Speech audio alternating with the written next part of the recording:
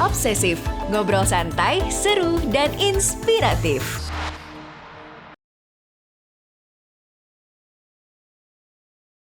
Halo, kembali lagi Sobat Medio. Udah pada balik belum ya ini? Mana nih reactionnya? Kasih reaction dulu, Deng. Kalau udah pada balik. Boleh dada-dada. Oh ya, udah ada nih yang kasih reaction. Udah pada balik semua? Oke, mantap, udah banyak nih ya yang kembali. Sudah siap lagi untuk ke sesi selanjutnya. Oh siap, Mbak Ratna juga sudah kembali lagi. Oke, kalau begitu kita lanjut ya ke sesi selanjutnya. Nah, di sesi selanjutnya ini kita akan ngobrolin soal ketentuan dan standar wajib kontrak kerjanya seperti apa. Nah, yang tadi kan sebelumnya nih pas kalian interview, nanti kalau sudah diterima kerja, nge-review kontrak itu caranya gimana sih kontrak kerja? Kemudian biasanya red flags atau hal-hal yang perlu kalian perhatikan di dalam sebuah kontrak kerja biar yang tidak menyimpang atau yang seharusnya sesuai dengan ketentuan hukum itu yang seperti apa. Kemudian jenis kontrak kerja dari apa itu PKWT, PKWTT. Nah, itu apa sih maksudnya, apa perbedaannya? Kemudian bagaimana mengantisipasi ketika kalian menemukan red flags di kontrak kerja kalian nih. Nah, bersama kita sudah hadir pemateri kita yang kedua. Ini ada Pak BM Suryanto Sinurat, Partner of SSIJ and Associates atau yang sering dipanggil Pak Jack. Ada dia juga seorang advokat. Beliau ini juga kemarin pernah menjadi narasumber ya di beberapa podcast, episode podcast Obsesif yang ngobrolin seputar hukum ketenaga kerjaan. Nah, buat yang belum tahu ya sedikit podcast Obsesif itu apa, dia adalah salah satu podcast persembahan Medio yang membahas seputar pengembangan diri, soft skills, dan persiapan kerja. Jadi jangan lupa dicek juga di Spotify. Oke, halo Pak Jack, sudah di sini Halo, kah? Sudah dari iya, tadi ya, sudah. selamat malam Mbak Ellen. Selamat malam Pak Jack. Oke, bagaimana kabarnya Pak Jack malam Baik, ini? baik, baik. Sehat Hari semuanya? Jumat sehat, Iya, sehat semuanya. Semoga semua teman-teman di sini juga sehat ya mendengarkan ini. Jadi amin. semangat nih buat materi hari ini. Nah, materi hari ini kayaknya jarang banget dibahas nih Pak Jack di webinar-webinar yang lain mungkin ya. Jadi akan kita kupas tuntas soal kontrak kerja juga bareng Pak Jack. Silakan waktu dan tempat untuk presentasinya Pak Jack.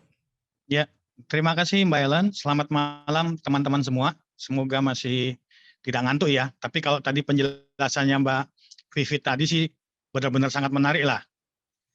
Saya jadi teringat waktu pertama juga saya pernah interview ini. Tadi saya tiba-tiba begitu Mbak Vivit cerita, saya teringat waktu pengalaman saya interview di perusahaan gitu. Jadi ceritanya eh, waktu itu saya datang dari Jogja, naik kereta ekonomi sampai di pas.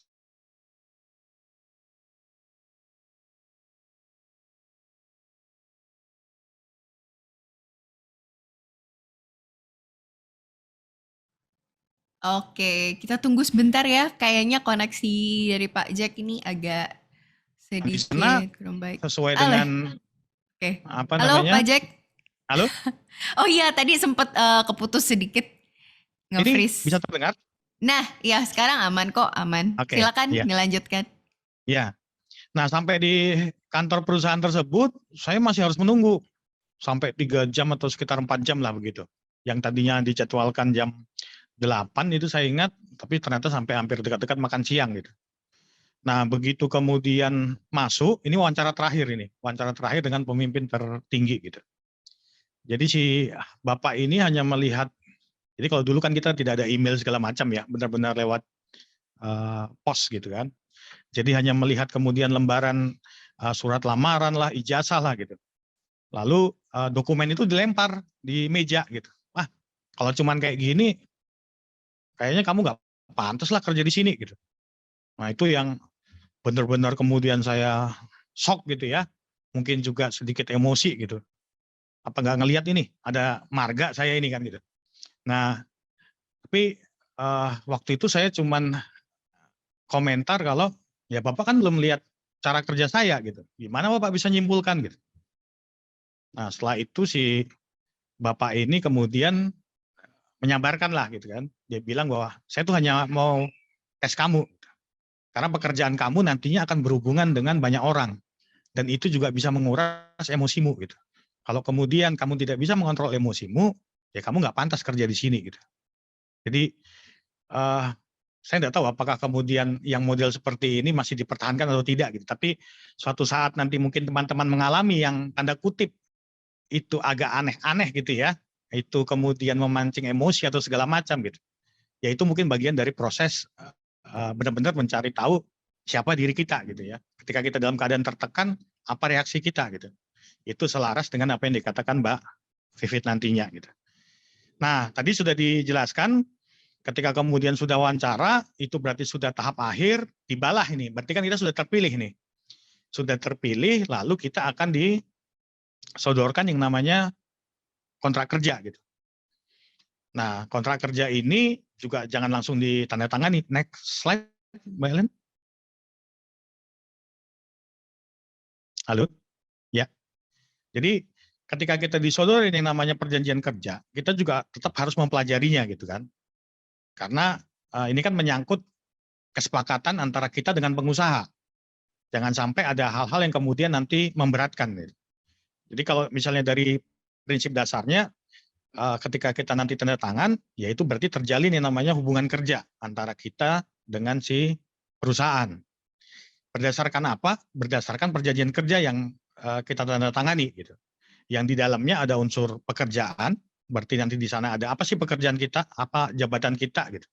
Lalu ada upah, berapa sih yang akan kita dapat atas pekerjaan tersebut, dan ada perintah. Gitu. Artinya kalau kita kemudian terjadi pelanggaran segala macam, kita tidak memenuhi perintahnya si pengusaha, apa sanksi yang akan dikenakan gitu. Nah, perjanjian kerja inilah yang nantinya memuat segala hal yang ada di situ. Gitu. Nah, pertanyaan mendasarnya kan, kalau itu bentuknya perjanjian, berarti kan harus disepakati nih antara kedua belah pihak. Apakah kita punya bargain position? Apakah posisi kita setara untuk kemudian bisa menegosiasikan apa yang ada di perjanjian kerja gitu.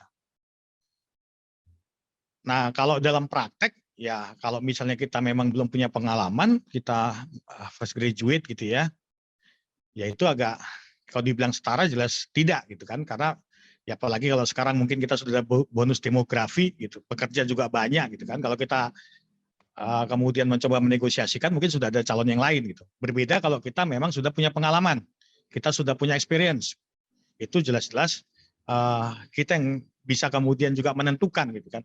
Jadi jangan heran kalau mungkin nanti teman-teman 5 tahun, 10 tahun mendatang, ketika kemudian pindah kerja, ada beberapa perusahaan yang menawarkan sign-on bonus istilahnya. Jadi kita resign, tapi oleh si pengusaha yang baru ini akan dibayar nih. Kan kalau misalnya orang PHK itu kan, atau orang pensiun kan akan dapat kompensasi PHK, pesangon dan lain-lain gitu. Nah, karena kita dianggap sudah bersedia untuk bekerja di tempat dia, si pengusaha baru ini, si perusahaan baru yang kita melamar ini memberikan namanya sign-on bonus. Jadi sekian puluh kali gaji, ada juga yang seperti itu kan, atau berapa belas gaji gitu. Tapi dengan ketentuan kita tidak boleh keluar dari perusahaan tersebut gitu. Lalu kemudian pasti juga kompensasi yang didapatkan lebih dari rata-rata gitu. Nah, lalu bagaimana nih nasibnya fresh graduate yang katakanlah belum punya pengalaman, kompetensinya juga belum, ya katakanlah belum teruji lah gitu ya. Lalu apakah kita nggak punya bargain untuk itu gitu? Nah, itulah fungsinya hadirnya pemerintah di tengah-tengah. Karena posisi pekerja ketika kemudian belum kompeten, itu kalau kemudian tidak ada perlindungan dari pemerintah, maka pengusaha juga bisa seenak-enaknya. Karena ini kan ada ketimpangan, yang satu punya modal, yang satu punya skill, tapi skillnya belum teruji. Sementara orang yang punya skill seperti kita banyak, gitu kan. Nah, itulah hadir kemudian pemerintah melalui peraturan perundang-undangan. Jadi perjanjian kerja yang dibuat itu memang bisa berdasarkan kesepakatan, tapi tidak boleh bertentangan dengan peraturan perundangan yang berlaku. Termasuk kalau misalnya di perusahaan itu sudah ada peraturan perusahaan ataupun perjanjian kerja bersamanya gitu. Tidak boleh bertentangan ini artinya adalah tidak boleh lebih rendah. Misalnya Kalau kemudian cuti itu 12 hari menurut undang-undang, ya kalau kita aturnya di perjanjian kerja kita dapat 15 hari, 18 hari itu boleh. Tapi kalau kurang dari 12 hari itu bertentangan dan itu tidak boleh gitu. Jadi undang-undang di sini adalah jadi syarat minimal kita. Diatur lebih boleh, diatur kurang jangan gitu. Nah, lalu bagaimana ini format-format yang ada dalam perjanjian kerja ketika kita disodorkan gitu. Next-nya, Mbak Ellen. Ada 2 jenis, paling tidak. Itu perjanjian kerja waktu tertentu dan perjanjian kerja waktu tidak tertentu. Gitu. Nanti yang akan kita bahas adalah concern di 2 ini, bagaimana ciri-cirinya, apa yang kemudian harus jadi perhatian kita. Gitu. Selanjutnya, Mbak Ellen. Nah, kalau perjanjian kerja waktu tidak tertentu, itu untuk pekerjaan yang sifatnya tetap, yang terus-menerus ada di perusahaan. Gitu. Nah, apa yang perlu kita perhatikan di sini, jadi kalau untuk perjanjian kerja waktu tertentu atau sering disingkat sebagai PKWTT, yang pertama itu pengusaha boleh memberlakukan yang namanya masa percobaan. Masa percobaan di sini ini adalah masa untuk menilai, sebenarnya bukan hanya dari perusahaan, tapi juga dari karyawan gitu ya. Jadi si pengusaha ini sudah diwawancarai sepertinya benar-benar kemudian punya kompetensi gitu ya. Tapi ketika dicoba seminggu, 2 minggu, ternyata kok inisiatifnya kurang, ternyata kok kemudian suka terlambat gitu ya. Jadi selama masa percobaan ini ya saling menilai lah. Tapi yang perlu diingat itu hanya boleh paling lama 3 bulan, tidak boleh lebih dari itu gitu. Lalu yang baru, kalau dulu sebelum adanya Undang-Undang Cipta Kerja, masa percobaan itu bisa diakhiri sewaktu-waktu. Jadi 1 hari pun misalnya nggak suka, ya sudah selesai. Silakan pulang, selesai gitu ya. Tapi kalau sekarang, ada yang namanya rentang waktu. Jadi nggak bisa kemudian langsung hari itu juga. Jadi pemberitahuan untuk pengakhiran masa percobaan itu dilakukan paling lama 7 hari kerja. Gitu. Jadi masih ada spare waktu. Jadi misalnya kita 7 hari ini adalah 7 hari kerja ya, bukan 7 hari kalender. Jadi kalau kita misalnya di perusahaan itu Senin sampai Jumat, berarti kan 5 hari kerja tuh. Berarti ya bisa dapatlah kira-kira mungkin 10 hari kalender gitu ya. Itu untuk pemberitahuannya, jadi nggak bisa sewaktu-waktu gitu. Nah nantinya kalau kemudian sudah jadi karyawan, lalu prinsip yang selanjutnya yang perlu kita perhatikan, kalau misalnya terjadi PHK. Nah itu tidak bisa juga langsung, kecuali kalau kemudian pelanggaran yang bersifat mendesak atau pelanggaran yang sifatnya kriminal lah, mencuri segala macam seperti itu. Kalau yang untuk PHK lain itu harus ada masa pemberitahuan juga, yaitu paling lama 14 hari kerja. Jadi kalau misalnya kita hitung di dalam kalender itu ya sekitar 25 hari lah. Ada pemberitahuan, jadi sampai 25 hari itu kita masih memperoleh upah. Jadi nggak bisa kemudian hari itu juga upah di stop gitu ya. Lalu juga kompensasi PHK-nya bagaimana? Itu tergantung pada alasan PHK yang diajukan oleh perusahaan. Misalnya karena rugi, maka ada setengah kali pesangon, tergantung rumusnya ya gitu ya, tergantung masa kerja gitu. Atau misalnya kita melakukan pelanggaran, sudah ada surat peringatan, pelanggaran yang ringan-ringan begitu, sudah ada surat peringatan 1, 2, 3, maka dapat setengah kali gitu. Atau misalnya kalau kita misalnya pensiun, maka akan dapat 1,75 kali gitu. Jadi tergantung pada masa kerja gitu. Jadi tidak terlalu banyak catatan kalau kita di perjanjian kerja waktu tidak tertentu ini, karena memang ya para pihak itu mengikatnya inginnya ya sampai nanti, sampai pensiun, sampai selesai gitu. Pun di tengah-tengah terjadi PHK, ya itu juga harus ada alasannya, dan termasuk ada kejelasan mengenai kompensasi PHK yang harus dibayarkan gitu. Next. Nah, ini yang sering mungkin kalau misalnya teman-teman lihat di sosmed, di TV gitu ya, yang suka jadi persoalan, yaitu perjanjian kerja waktu tertentu atau PKWT. Ini sebenarnya adalah diberlakukan untuk pekerjaan yang sifatnya tidak tetap, temporer gitu. Tapi seringkali di lapangan ya pekerjaan yang sifatnya tetap pun juga diikat dengan PKWT ini gitu. Itu yang sering jadi protes teman-teman di serikat pekerja, serikat buruh. Nah, prinsip yang harus kita ingat ketika kita nantinya mendapat PKWT gitu ya. Ya artinya pekerjaan itu harusnya bisa dijelaskan ini sifatnya tidak tetap gitu. Tidak tetap itu seperti apa gitu. Misalnya ini katakanlah misalnya kayak pabrik sepatu gitu. Yang namanya kemudian penjahit sepatu itu kalau di pabrik sepatu itu kan pasti sesuatu yang tetap gitu ya. Karena yang namanya bikin sepatu ya bisnisnya itu nggak mungkin dong itu yang project gitu. Tapi suatu saat misalnya ada pesanan untuk Olimpiade gitu. Karyawan sekarang jumlahnya 500, itu bisa memproduksi 20.000 pasang sepatu. Tiba-tiba ada tambahan lagi pesanan untuk Olimpiade itu 10.000 gitu misalnya. Dan waktunya juga harus segera selesai. Sehingga yang dibutuhkan mungkin tambahan 200 orang karyawan lagi untuk menyelesaikan proyek yang Olimpiade itu. Nah, walaupun kemudian sifatnya tetap, tapi karena memang ini ada kondisi tertentu, karena ada proyek tadi untuk Olimpiade itu, maka karyawan bisa diikat dengan PKWT. Gitu. Jadi sangat tergantung pada kondisinya. Gitu. Nah, yang perlu diperhatikan dalam PKWT, yang pertama tidak boleh ada masa percobaan. Itu yang bedanya dengan tadi PKWTT yang sifatnya tetap, gitu ya. Jadi begitu kemudian sudah taken, ya berarti sudah kerja. Lalu kemudian kalau terjadi PHK di tengah jalan, jadi kan kontrak itu bisa kemudian 1 tahun, bisa kemudian 6 bulan, tergantung pada kebutuhan gitu ya. Lalu kalau misalnya terjadi pemutusan di tengah jalan, kita dikontrak 1 tahun, baru jalan 6 bulan, tiba-tiba dilakukan PHK. Nah itu sebagai karyawan kita berhak nih sisa upah selama 6 bulan berikutnya yang di depan. Kecuali kalau misalnya ada hal-hal yang diatur di dalam PKWT kita.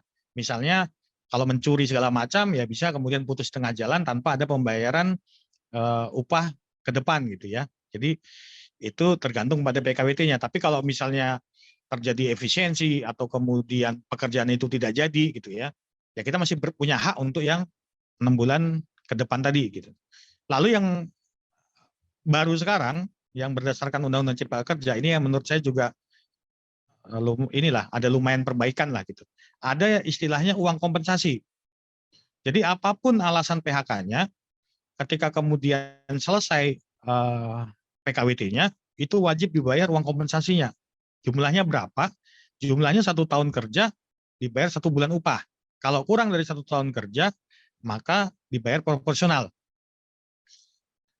Nah, termasuk juga misalnya terjadi perpanjangan. Kita dikontrak dulu 1 tahun. Lalu kita ditawarkan nih, ini pekerjaan belum selesai, lalu Anda mau nggak untuk bekerja nih, saya kontrak lagi selama 6 bulan gitu misalnya. Nah yang 1 tahun itu wajib kemudian dibayarkan dulu uang kompensasinya, baru boleh kemudian ada perpanjangan gitu. Ini yang di aturan sebelumnya tidak ada gitu. Walaupun kemudian tidak diatur di dalam PKWT kita, ini wajib diberikan kepada karyawan gitu. Next. Nah, ini jenis-jenisnya. Jadi PKWT itu bisa berdasarkan jangka waktu, bisa berdasarkan penyelesaian pekerjaan. Kalau berdasarkan jangka waktu itu, ya sebenarnya intinya hampir sama lah ya. Jadi pekerjaan tidak membutuhkan waktu yang terlalu lama. Lalu kemudian bersifat musiman. Misalnya kayak di kebun gitu ya, misalnya harus panen karet segala macam, itu kan tergantung waktunya kan tidak kemudian setiap hari gitu, ada jangka waktunya tertentu gitu, atau kondisi tertentu itu tadi misalnya kayak ada target tadi sepatu gitu ya yang harus perlu ada tambahan pekerja di sana gitu. Lalu pekerjaan yang berhubungan dengan produk baru, kegiatan baru atau produk tambahan, ini yang biasa dipakai untuk di startup gitu. Nah ini paling lama adalah 5 tahun. Jadi 5 tahun itu bisa saja kemudian yang terjadi 1 tahun gitu ya, atau kemudian 6 bulan gitu. Tapi akumulasinya tidak boleh lebih dari 5 tahun. Lalu kalau berdasarkan penyelesaian pekerjaan itu, ini contohnya misalnya kayak bangun gedung gitu kan. Bangun gedung itu kan bisa diperkirakan kapan selesainya. Apakah nanti ketika finishing ataukah kemudian ketika serah terima gitu. Nah, ini memang jangka waktunya ya tidak diatur tegas seperti yang tadi huruf A ini yang berdasarkan jangka waktu. Kalau berdasarkan penyelesaian pekerjaan itu ya sampai pekerjaannya selesai. Hanya saja di dalam PKWT kita harus tegas nih yang dianggap selesai itu seperti apa. Kalau bangun tadi, misalnya kita bangun gedung, ya ketika serah terima atau ketika finishing gitu. Jadi tidak boleh kemudian gray juga kapan selesainya. Kalau gitu kan sama aja dengan pekerjaan yang bersifat tetap atau PKWTT gitu. Next. Nah, yang terakhir ini disebut pekerja harian. Jadi berdasarkan pekerjaan tertentu lainnya yang berubah-ubah waktu volume pekerjaan. Nah, ini bisa juga diterapkan, tapi ada ketentuannya. Karena dia berubah-berubah gitu ya, misalnya kayak sering dipakai tongkang kapal gitu kan, kita belum tahu nih kapan kemudian jadwal kapalnya baru diketahui 3 hari, dipanggil lah gitu. Jadi pekerja harian lah, begitu dia datang baru kemudian dibayar gitu. Tapi ada ketentuannya, yaitu dia harusnya bekerja kurang dari 21 hari, tidak seperti karyawan pada umumnya. Kalau kemudian orang bekerja 21 hari selama 3 bulan berturut-turut, maka ini kan sebenarnya sudah mendekati pekerjaan yang sifatnya tetap. Kalau terjadi seperti itu, maka dia berubah menjadi PKWTT atau yang perjanjian yang permanen itu tadi gitu. Next. Nah, ini beberapa catatan yang perlu diperhatikan ketika nanti kita menerima kontraknya begitu ya. Sebenarnya tidak hanya perbedaannya hanya sedikit saja antara PKWTT yang tetap dengan PKWT gitu. Yang pertama kita harus perhatikan nama, alamat segala macam, oke lah. Nama, jenis, kelamin, umur, dan alamat pekerja itu juga pasti bisa langsung kita cek gitu ya. Lalu jabatan atau jenis pekerjaan. Nah ini kalau untuk yang bersifat tetap, yaitu tadi apa sih kemudian skop pekerjaan kita gitu. Apakah sama dengan yang ditawarkan waktu wawancara tadi gitu. Nama jabatannya sama nggak dengan yang diiklankan gitu. Lalu kalau misalnya untuk PKWT, selain kemudian tadi skop pekerjaan, ya kita juga harus lihat dulu. Ini sifat pekerjaannya sebenarnya tetap atau by project ataukah memang ya tanda kutip ini nggak jelas gitu ya. Itu bisa saja dipertanyakan sebenarnya kenapa ini PKWT, apakah ini ada target tertentu yang harus diselesaikan atau bagaimana gitu. Lalu tempat pekerjaan gitu. Karena kadang-kala kan juga kita tanda tangannya di sini tapi kita ditugaskan di cabang perusahaan di luar Jawa gitu kan. Dan sampai kita kemudian tidak melihat, kita juga sebenarnya masih belum ingin untuk jauh dari rumah gitu ya. Tiba-tiba sudah tanda tangan, ternyata penempatannya bukan di daerah kita gitu ya, tapi di daerah lain gitu. Itu dari awal harus kita perhatikan gitu. Lalu besaran dan tata cara pembayaran upah. Berapa sih upah yang kita terima? Ini pajaknya gross atau net gitu. Ini akan berbeda nilainya gitu. Lalu kemudian tanggal dan cara pembayarannya kapan gitu. Nah, ini biasanya orang hanya melihat yang bagian upah, tapi yang lain enggak gitu. Tapi yang paling penting juga ya kita harus benar-benar detail gitu ya. Artinya misalnya di upah ini sebenarnya masih di bawah upah minimum atau tidak. Lalu juga tadi pajak itu juga akan cukup signifikan. Nanti bisa juga dilihat di podcastnya Medio gitu. Ada di sana bagaimana sih antara gaji kotor dengan gaji bersih, berapa sih perbedaannya gitu. Lalu kemudian syarat-syarat kerja yang memuat hak dan kewajiban pengusaha dan pekerja. Jadi kalau untuk yang PKWTT perlu kita lihat nih, masa percobaannya berapa lama? Benar 3 bulan ataukah lebih dari itu gitu misalnya kan. Lalu jam kerjanya bagaimana? Waktu istirahatnya bagaimana? Ada nggak hal-hal khusus yang mungkin akan jadi pertimbangan kita? Misalnya di sini seringkali perusahaan membuat ada namanya non-compete clause. Jadi kalaupun terjadi PHK, kita itu tidak boleh bekerja di perusahaan lain yang sejenis gitu selama berapa waktu, bisa 1 tahun, bisa 2 tahun gitu. Ini kalau kemudian nanti kita tanda tangani dan itu dirasa memberatkan kan jadi repot. Jadi dari awal kita juga harus benar-benar mencermati kalau misalnya ada kewajiban-kewajiban khusus seperti itu gitu. Nah kalau untuk yang PKWT yang perlu dicermati, tadi jam kerja dan waktu istirahat oke lah itu standar. Lalu alasan apa sih yang dibuat di dalam PKWT di mana perusahaan itu bisa PHK kita tapi tanpa ganti rugi gitu. Masuk akal nggak? Kalau tadi misalnya karena mencuri, karena kita berkelahi, karena kita fraud gitu ya. Oke lah kalau kemudian terpaksa kita harus di PHK tanpa ada pembayaran ganti rugi sisa upah ke depan gitu. Tapi kalau kemudian syaratnya menurut kita misalnya sewaktu-waktu bisa di PHK tanpa ganti rugi, itu kan merugikan kita. Bukan karena kesalahan kita gitu misalnya kan. Tapi kalau benar-benar karena kesalahan kita, ya itu wajar. Perusahaan tidak mau memberikan ganti rugi upah ke depan gitu. Lalu juga perlu kita perhatikan, ada nggak alasan pengakhiran PKWT oleh karyawan yang menimbulkan ganti rugi kepada perusahaan. Jadi kalau di PKWT itu, baik perusahaan ataupun karyawan yang mengakhiri PKWT, maka yang mengakhiri itu wajib membayar ganti rugi. Kalau misalnya kita mundur dan diatur dalam PKWT, karyawan PKWT mengajukan pengunduran diri, maka wajib membayar upah sampai tadi misalnya kontrak kita setahun, kita mundur di bulan ke-6, maka kita wajib bayar 6 bulan ke depan. Itu kan pasti akan memberatkan. Lalu juga ada nggak kewajiban khusus tadi misalnya yang akan memberatkan kayak non-compete clause dan segala macam gitu. Mulai jangka waktu dan berlakunya perjanjian. Kalau untuk PKWT ini biasanya tidak ada, karena itu kan pengakhirannya nanti tergantung apakah pensiun ataukah di tengah jalan segala macam. Nah kalau untuk PKWT harus ada tanggal berakhirnya mau kapan. Atau misalnya kalau tadi tentang pekerjaan yang selesai tadi, kira-kira harus ada temponya berapa waktu yang dianggap tadi selesai gitu. Lalu kemudian tempat dan tanggal perjanjian dibuat, tanda tangan para pihak. Gitu. Jadi kira-kira secara gambaran besarnya seperti itulah yang perlu kita perhatikan. Next-nya. Nah, seringkali juga company itu punya satu metode lagi gitu ya, yang disebut pemagangan atau internship atau management development program gitu. Jadi dianggap bahwa yang namanya tenaga kerja yang baru lulus ini belum siap kerja, kompetensinya itu belum memenuhi. Jadi dilatihlah oleh company dengan kemudian ada kurikulum tertentu sehingga diharapkan menguasai kompetensi kerja tertentu. Misalnya kayak di bank atau seringkali juga di perminyakan segala macam gitu ya.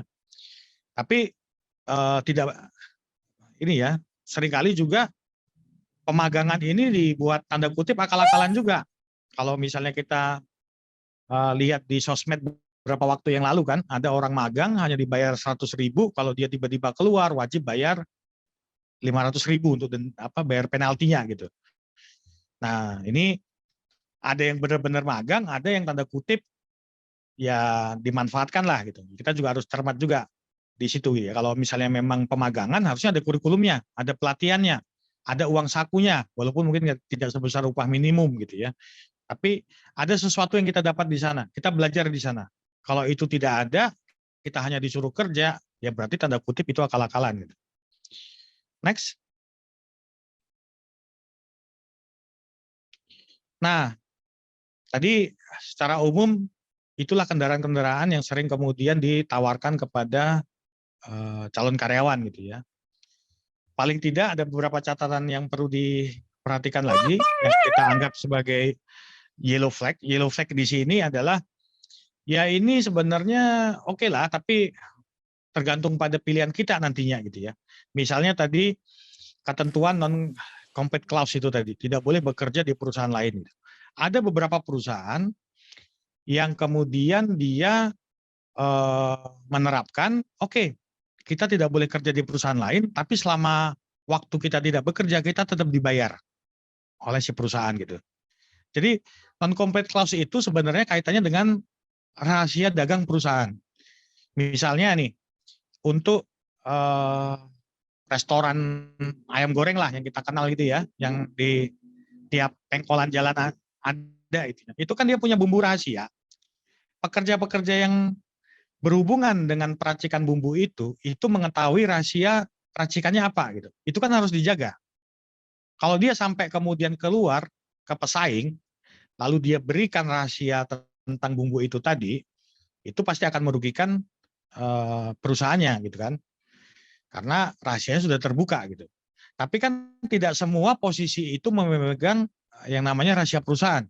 Kalau dia tadi yang di restoran cepat saji ayam itu kerjanya katakanlah di security gitu ya, dia kan nggak tahu menahu tentang bumbu racikan segala macam, itu tidak tepat diberikan non compete clause gitu. Tapi kalau tadi yang benar-benar memegang rahasia perusahaan, maka wajar dia dikenakan non compete clause. Tapi perlu ingat juga ada nggak kompensasi kita gitu. Itu kan nggak adil juga. Kita nggak boleh kerja di sejenis, kita nggak dikasih apa-apa. Sementara orang mungkin akan melihat pengalaman kita dari apa ya? Ya pasti daerah kompetitor itu kan tertarik dengan pengalaman kita di perusahaan itu gitu ya. Nah, ini yang perlu jadi pertimbangan gitu. Lalu kalau misalnya ada ikatan dinas disertai penalti, ini biasanya yang tadi untuk internship yang benar-benar ya. Jadi perusahaan itu memang mengalokasikan dana untuk melatih seseorang sampai beberapa waktu. Orang-orang ini nanti akan jadi di bagian di manajerial gitu nantinya ketika pelatihannya selesai gitu. Ada dana yang dikeluarkan, kalau kita tiba-tiba mengundurkan diri dari situ, maka ada penalti gitu. Dan harus membayarkan itu gitu. Nah ini kan ya sebenarnya komitmen kita. Kita sudah tahu dari awal bahwa di sini kita akan dilatih, kita diberikan pengetahuan, kita diberikan keterampilan. Kita nanti akan menduduki posisi manajemen ke depannya. Gitu. Kalau kita kemudian keluar di tengah jalan, ya wajar kemudian kita diberikan penalti. Gitu. Tapi kalau kita sudah punya, saya cuma mau sementara lah di sini, gitu, ya jangan diambil, carilah kemudian pekerjaan yang lain. Gitu. Lalu yang kemudian dalam praktek kita bisa kualifikasikan sebagai red flag, misalnya upah kurang dari upah minimum. Memang kalau di Indonesia ini usaha besar gitu ya, perusahaan-perusahaan besar itu jumlahnya jauh lebih sedikit daripada usaha mikro dan kecil gitu. Sementara di usaha mikro dan kecil itu memang tidak terikat pada upah minimum. Nah, tapi di satu sisi banyak juga perusahaan yang termasuk perusahaan besar tapi memberikan upah kurang dari upah minimum. Ini kan sesuatu yang harus kita pikirkan dari awal. Kalau misalnya kita terima pun, ya cukup nggak? Yang ada misalnya kita nombok gitu. Lalu juga misalnya seringkali perusahaan juga membuat PKWT itu sebagai masa percobaan. Dianggap 3 bulan itu tidak cukup, maka sudahlah saya PKWT-kan dulu. Padahal pekerjaannya sebenarnya sifatnya tetap. Atau ada juga yang tadi tegas-tegas walaupun pekerjaannya sifatnya tetap, kita diikat dengan PKWTT, tapi masa percobaannya lebih dari 3 bulan, 6 bulan segala macam gitu. Lalu overly broad non-compete clause, ini tadi kebalikannya dengan yang yellow flag ini. Ini yang benar-benar membatasi kita. Kita pekerjaannya tidak ada hubungannya dengan kerahasiaan perusahaan. Tapi di perjanjian disebutkan kita tidak boleh kerja di semua perusahaan gitu misalnya kan, yang sejenis gitu. Sementara yang kemudian benar pengaturan non-compete clause-nya, dia biasanya sampai menyebutkan nih, tidak boleh bekerja di PT A, PT C, PT D gitu misalnya. Yang benar-benar itu jadi direct kompetitornya si company ini gitu. Tapi kalau semuanya nggak boleh, ya kita mau kerja di mana? Gitu. Itu kan akan memberatkan kita gitu. Lalu pemagangan rasa karyawan. Ini yang tadi sebenarnya ini magang, tapi kok dipekerjakan sebagaimana layaknya karyawan. Yang tadi misalnya heboh di sosmed itu ya, cuman dibayar 100.000, jam kerjanya sampai malam, kalau dia keluar harus bayar 500.000 gitu. Itu kan nggak adil gitu. Lalu penahanan ijazah, beberapa perusahaan memang ada yang menerapkan ini, walaupun di beberapa daerah ini jelas dilarang gitu ya. Biasanya yang terkait sama sektor keuangan. Kalau kemudian, jadi mereka takut kalau misalnya orang ini lari bagaimana, akhirnya ijazahnya ditahan. Nah ini juga harus jadi pertimbangan kita, karena ijazah ini kan sebenarnya jadi tanda kutip jadi SIM-nya kita. Kalau kita mau lamar tempat lain, ijazahnya nggak ada gimana? Gitu. Nah untuk itu ketika kita menghadapi ini, kira-kira kita harus pertimbangkan apa sih? Yang pertama yang perlu kita ingat tadi, apa yang tidak diatur atau pengaturannya melanggar peraturan perundang-undangan di dalam perjanjian kerja yang kita peroleh, maka yang berlaku adalah peraturan perundang-undangan gitu. Tinggal nanti bagaimana, kalaupun kita masuk, ya kita mau berjuang untuk memperselisihkannya nggak? Tadi misalnya kayak upah di bawah upah minimum. Itu kan kalau misalnya kemudian kita jadi karyawan, kita mau katakanlah mengadu nih, ini ada yang nggak benar nih tentang penerapan upahnya gitu. Yang berlaku adalah undang-undang, bukan di perjanjian kerja gitu. Tapi kan memang apalagi situasi seperti ini, seringkali pilihan itu kan tidak banyak. Nah, perlu juga dipertimbangkan, apakah pekerjaan ini akan meningkatkan kompetensi diri dan nilai jual di market atau tidak gitu. Karena bagaimanapun menganggur itu tidak enak. Kalau misalnya pekerjaannya katakanlah belum sesuai gitu ya, paling kita kan cuma ngeluh nih, kerja kok kayak gini gitu ya. Tapi kalau misalnya kita nganggur, kita ngeluhnya apa? Kita ngeluhnya hidup kok kayak gini. Kalau kita kerja kita bisa mundurkan diri. Kalau kita ngeluhnya tentang hidup, masa kita mau mengundurkan diri dari hidup? Mati dong kita. Jadi kadang-kala memang ya pilihan itu memang jadi sulit, tapi daripada tidak kerja, ya ada juga yang ya sudahlah. Nanti mungkin saya akan dapat kesempatan yang lebih baik, ini saya ambil dulu. Yang penting dengan ini kompetensi saya bisa naik gitu misalnya. Lalu yang ketiga yang perlu diingat tadi, kalau misalnya dapat pekerjaan lain nantinya, oke ini buruk. Tapi kalau saya ingin dapat pekerjaan lain nantinya, saya bisa resign dengan mudah atau tidak? Gitu. Kalau saya tadi PKWT harus bayar sampai 6 bulan, yang ada gimana nasib saya gitu. Atau kemudian saya dikenakan tadi non-compete clause, saya tidak boleh kerja di mana-mana, gimana nasib saya? Gitu. Padahal ini hanya katakanlah antara saja gitu ya, karena saya belum dapat yang lebih baik, yang ini saya ambil. Tapi kalau nanti saya dapat tawaran yang lebih baik, saya bisa keluar nggak dari sini? Itu kan harus jadi pertimbangan. Lalu yang keempat ya lingkungan kerja dan rekan kerja yang suportif gitu ya. Artinya ya ini kan kalau misalnya memang kita senang segala macam, oke lah mungkin belum sesuai atau seideal yang kita harapkan, tapi paling tidak banyak dukungan dari rekan-rekan dan saya masih punya kesempatan untuk mencari pekerjaan yang lain gitu. Why not gitu. Bahwa ini hanya sementara, ini bukan selamanya saya akan berada di sini gitu. Next.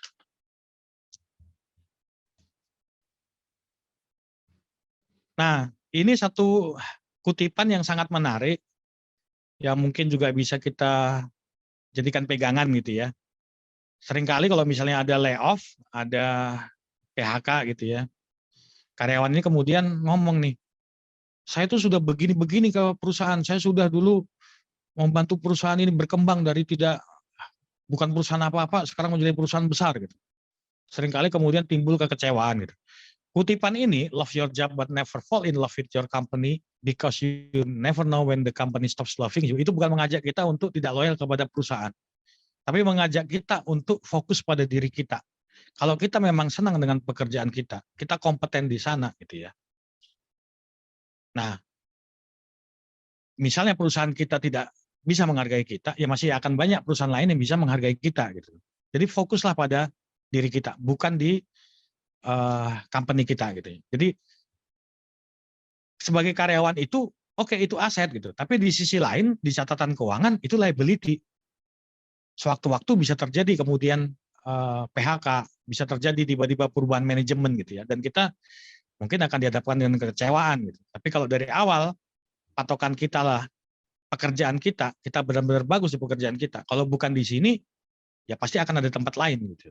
Kita bukan hanya kalau bahasa Jawa bilang bukan cuma mau nunut urip di sini gitu ya, cuman mau numpang hidup gitu ya, karena kita ingin berkarya, kita ingin memberikan sesuatu kepada lingkungan kita kompeten untuk itu dan kita percaya bahwa dengan apa yang kita lakukan di sini, kalau kita tidak dihargai di sini, maka ada perusahaan lain akan menghargai gitu. Contoh misalnya kayak sekarang yang fenomena dialami startup gitu. Siapa sih yang nggak bangga tepuk dada gitu ya 2 tahun 3 tahun yang lalu kerja di mana startup gitu. Wah, itu orang. Kalau sekarang banyak banget layoff di startup ketika ditanya kerja di mana startup. Waduh gitu. Kamu kena enggak gitu. Ini kan yang fenomena yang terjadi sekarang ya, up and down satu sektor itu kan sering terjadi. Dulu orang-orang yang di sektor konservatif mungkin mentertawakan gitu kan. Yang sekarang mentertawakan gitu kan. Bener kan? Mendingan yang konservatif terbukti bertahun-tahun gitu. Sementara waktu itu yang startup mungkin mentertawakan nih yang sektor-sektor konservatif. Oh hidup kok kayak gitu aja, harus berkembang dong. Harus kemudian ada inovasi segala macam. Nah ini memang ya katakanlah tidak ada yang abadi ya. Artinya ketika kita kerja bisa saja terjadi sesuatu yang ya kayak sekarang lah fenomena startup, ada bubble burst sampai orang bilang kan. Artinya ya ternyata penyandang dana sudah nggak kuat lagi. Sementara apa yang dilakukan selama ini ternyata bakar uang gitu misalnya. Nah kita juga tetap harus siap-siap karena kalau sampai yang terburuk terjadi itu hanya tinggal antara kita sendiri gitu, bukan antara kita dengan company. Saya ada pengalaman kebetulan kantor ini juga ngurusi masalah kepailitan. Jadi kami ada satu perusahaan di pilot dari tahun 2017 sampai sekarang aset itu belum laku dijual. Sementara hak karyawan itu nanti dibayarkan ketika aset sudah laku gitu. Pandemi kemarin itu juga sudah mengajarkan kita kan, banyak kemudian karyawan yang tiba-tiba sudah kerja mapan segala macam, tiba-tiba company-nya kolaps. tidak ada persiapan, tidak punya financial planning sebelumnya. Gitu. Nah itu yang dunia juga semakin cepat berlari, kita perubahan juga semakin cepat.